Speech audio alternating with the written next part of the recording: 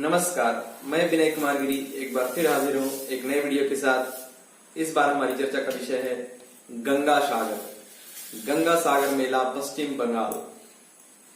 Video को देखने से पहले चैनल को सब्सक्राइब कर दें और वीडियो को लाइक करना ना भूलें। तो आइए शुरू करते हैं।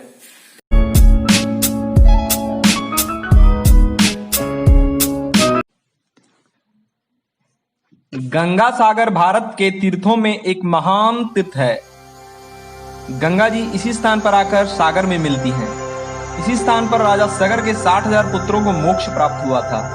यहाँ मकर संक्रांति पर बहुत बड़ा मेला लगता है, जहाँ लाखों श्रद्धालु गंगा स्नान के लिए आते हैं। गंगा सागर वह महान तीर्थ स्थल है जहाँ गंगा जी आकर सागर में मिलती हैं। इसी स्थान पर राजा सगर के 60,000 पुत्रों को मोक्ष प्राप्त होने के कारण बहुत बड़ा मेला लगता है, जहां लाखों श्रद्धालु गंगा स्नान के लिए आते हैं। कहते हैं यहाँ संक्रांति पर स्नान करने पर 100 अश्वमेघ यज्ञ और 1000 गौएं दान करने का फल मिलता है। भारत की नदियों में सबसे पवित्र गंगा नदी है, जो गंगोत्री से निकलकर पश्चिम बंगाल में आकर सागर में मिलती है। गंगा का जहाँ सागर से मिलन होता है उस स्थान को गंगा सागर कहते हैं। इसे सागर द्वीप भी कहा जाता है। यह स्थान देश में आयोजित होने वाले तमाम बड़े मेलों में से एक गंगा सागर मेला के लिए सदियों से विश्वविख्यात है। हिंदू धर्म ग्रंथों में इसकी चर्चा मोक्ष धाम के तौर पर की गई है, जहां मकर संक्रांति के मौके पर दुनिया भर से लाखों श्रद्धालु मोक्ष की कामना लेकर आते हैं और सागर संगम में पुण्य की डुबकी लगाते हैं। ऐसी मान्यता है कि ऋषि मुनियों के लिए गृहस्थ आश्रम या पारिवारिक जीवन वर्जित होता है, पर विष्णु जी के कहने पर कपिल मुनि के पिता कर्दम ऋषि ने गृहस्थ आश्रम में प्रवेश किया, पर उन्होंने भगवान विष्णु के समक्ष शर्त रखी कि ऐसे में भगवान विष्णु को उनके पुत्र रूप में जन्म लेना होगा। भगवान विष्णु ने शर्त मान ली और कपिल मुनि का जन्म हुआ। फलतः उन्हें विष्णु का अवतार माना गया। आगे चलकर गंगा और सागर के मिलन स्थल पर कपिल मुनि आश्रम बनाकर तपस्या करने लगे। इस दौरान राजा सगर ने अश्वमेघ यज्ञ आयोजित किया। इसके बाद यज्ञ के अश्वों को स्वतंत्र छोड़ा गया। अश्व जहां से गुजरते हैं वे राज्य अधीनता स्वीकार करते हैं। अश्व को रोकने वाले राजा को युद्ध करना पड़ता है। राजा सगर ने यज्ञ अश्वों की रक्षा के लिए उनके साथ अपने 60,000 पुत्रों को भेजा। अचानक यज्ञ अश्व गायब हो गया। खोजने पर अश्व कपिल मुनि के आश्रम में मिले। फलतः सगर पुत्र साधनारत ऋषि से नाराज हो उन्हें अपशब्द कहने लगे। ऋषि ने नाराज होकर उन्हें श्राप दे दिया और उन सभी को अपने नेत्रों के तेज से भस्म कर दिया। मुनि के श्राप के कारण उनकी आत्माओं को मुक्ति नहीं मिल सकी। उनकी अतृप्त आत्माएं मुक्ति की आकांक्षा में अनंत में भटकने लगी।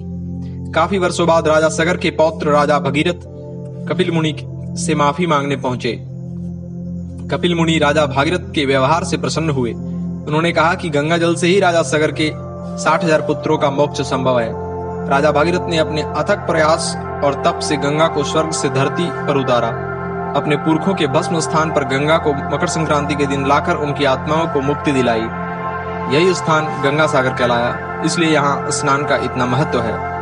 गंगा सागर मेला पश्चिम बंगाल में आयोजित होने वाले सबसे बड़े मेलों में से एक है। इस मेले का आयोजन कोलकाता के निकट हुगली नदी के तट पर ठीक उस स्थान पर किया जाता है जहाँ गंगा बंगाल की खाड़ी में मिलती है।